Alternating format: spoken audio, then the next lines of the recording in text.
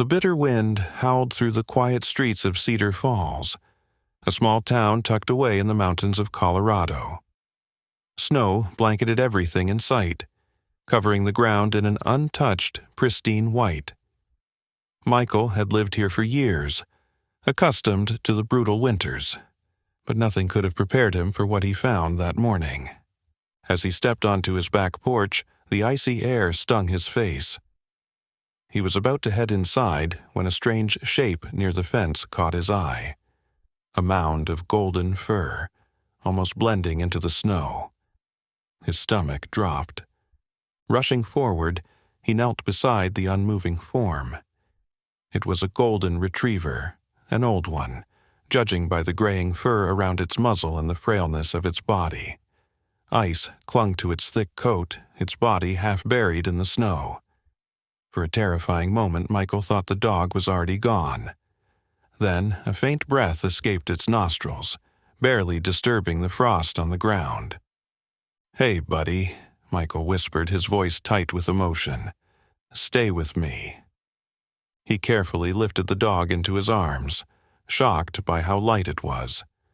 The retriever's body was limp, its fur stiff with ice. The poor thing had been out in the cold for too long. Michael had no idea how it got there, but one thing was certain: he wasn't going to let it die. With hurried steps, he carried the dog inside, the warmth of his home wrapping around them like a lifeline. Laying the retriever gently near the fireplace, he grabbed a thick towel and started rubbing its fur, trying to bring some life back into the fragile body. "Come on, old boy," he murmured, drying the dog's head. "You're safe now." As he worked, his mind raced with questions. How had this elderly golden retriever ended up in his backyard, freezing to death? And more importantly, where had it come from? The retriever let out a weak, raspy whimper, its eyelids fluttering open for a moment. Michael felt a swell of relief, but also determination. He wasn't just going to save this dog, he was going to find out what happened to him. Because no animal, especially not one this old and gentle, should be left to die alone in the snow. The warmth of the fireplace bathed the room in a soft golden glow, flickering shadows dancing across the wooden walls. Michael worked tirelessly, wrapping the elderly golden retriever in a thick blanket, his hands moving gently yet urgently over the dog's cold, stiff body.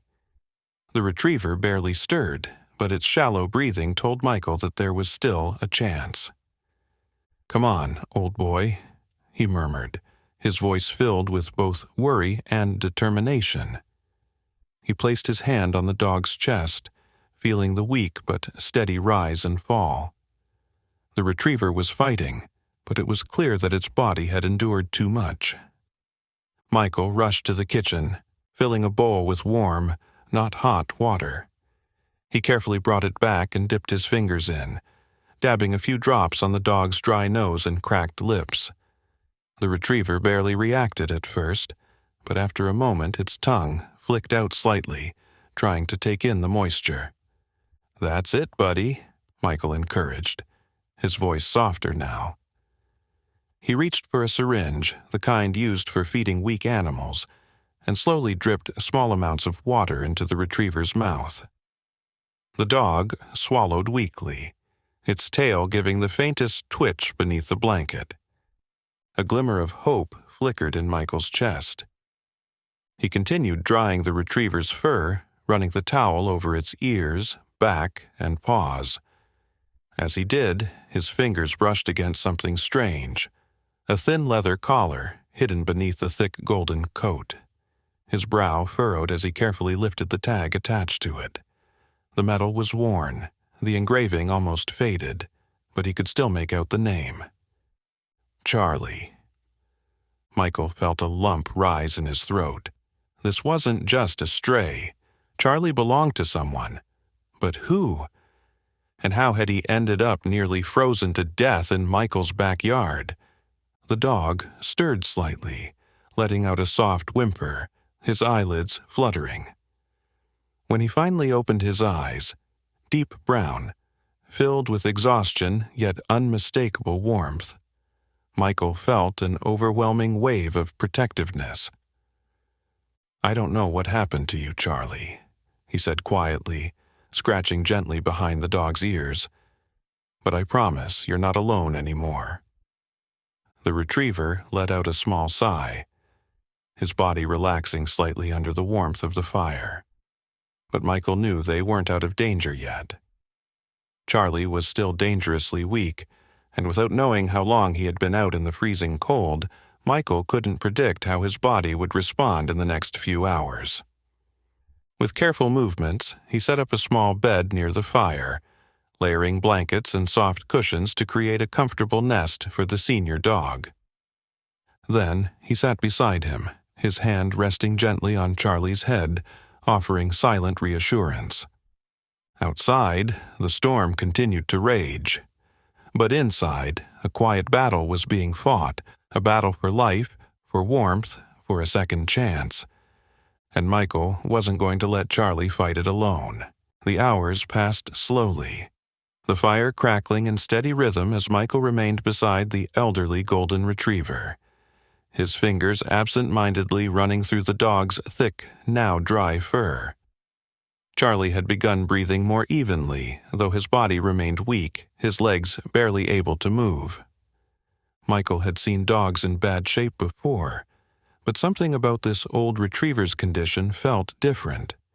It wasn't just the cold. There was a fragility in his frame, a certain exhaustion in his gaze, as if he had been fighting for far too long.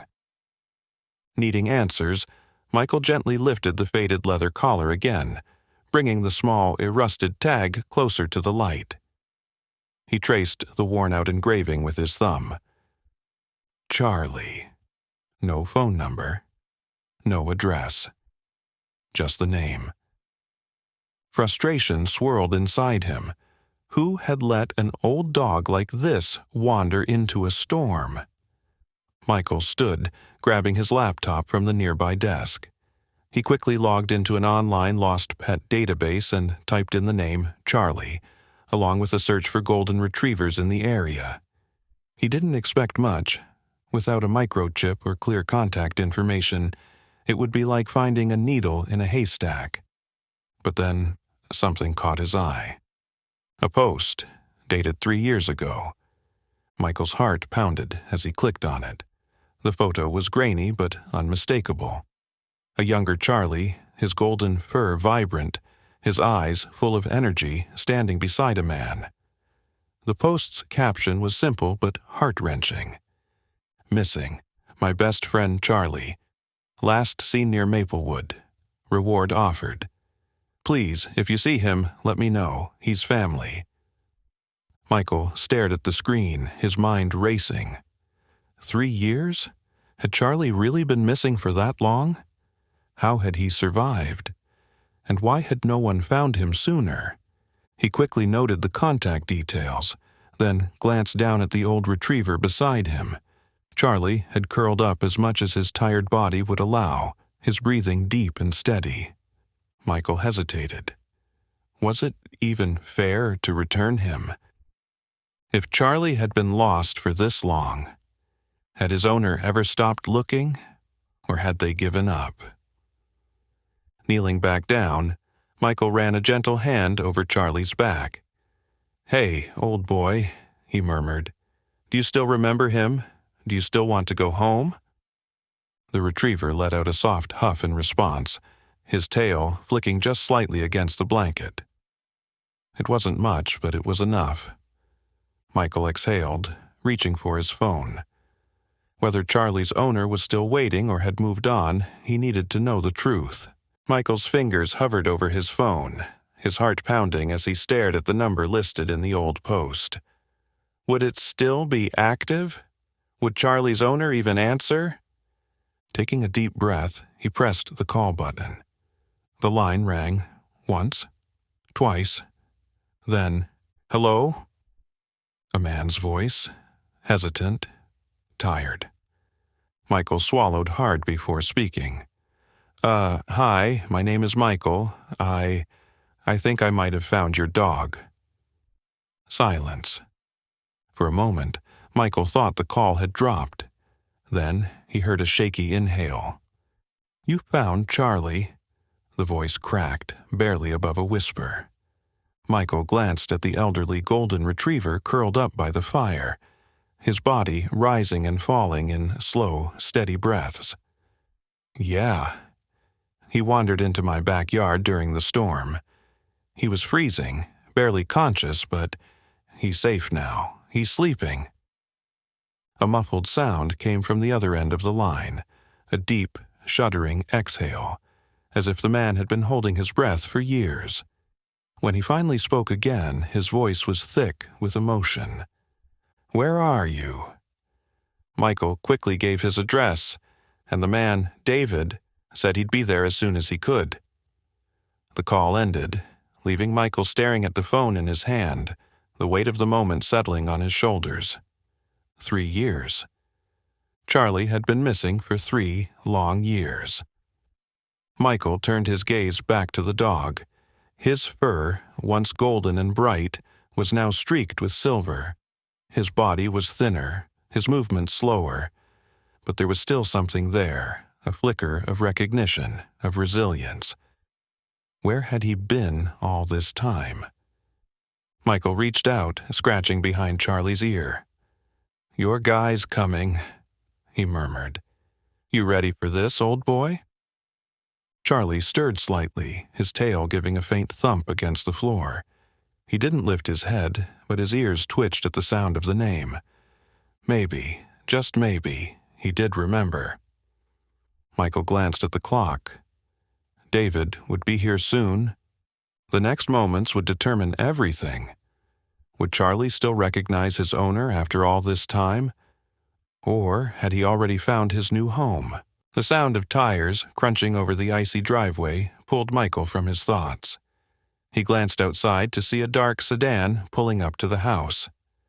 The headlights flickered off, and a moment later the driver's side door swung open. A man stepped out, his movements stiff as if weighed down by something far heavier than the cold. David. His posture was tense, his breath visible in the crisp night air.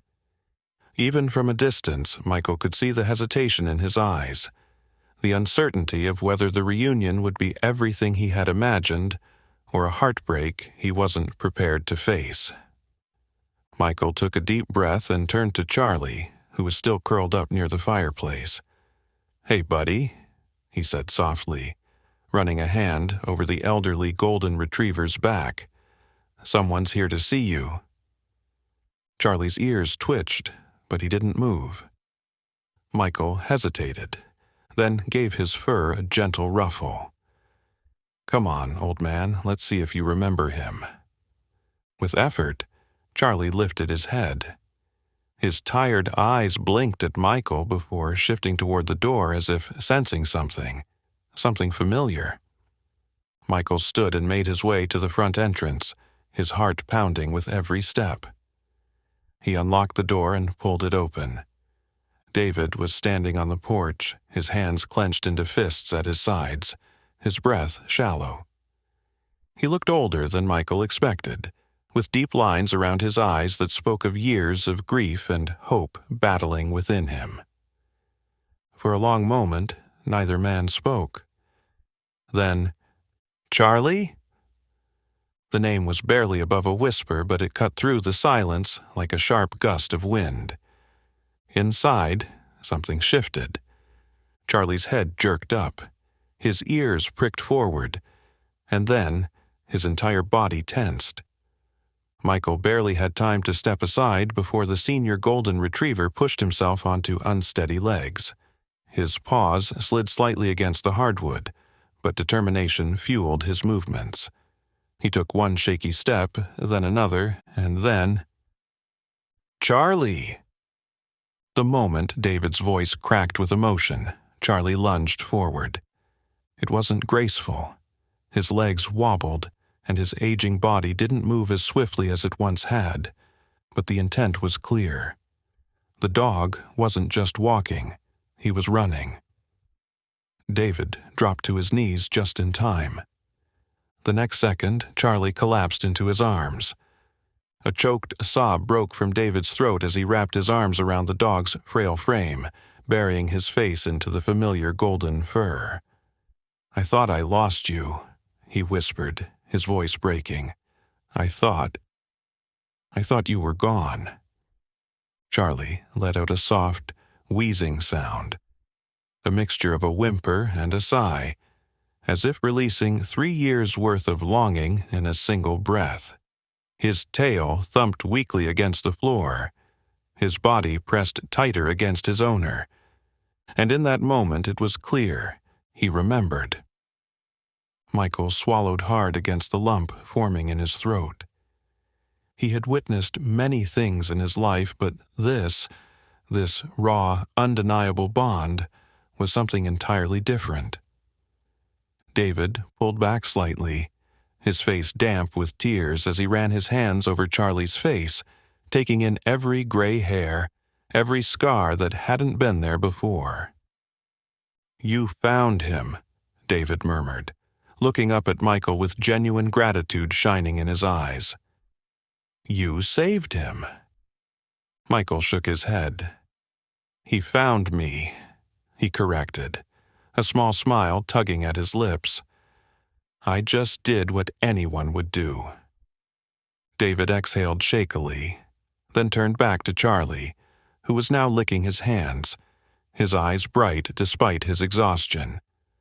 For 3 long years, David had held on to the hope that this moment would come. And now, as he held his best friend in his arms once again, he realized something. It had been worth the wait.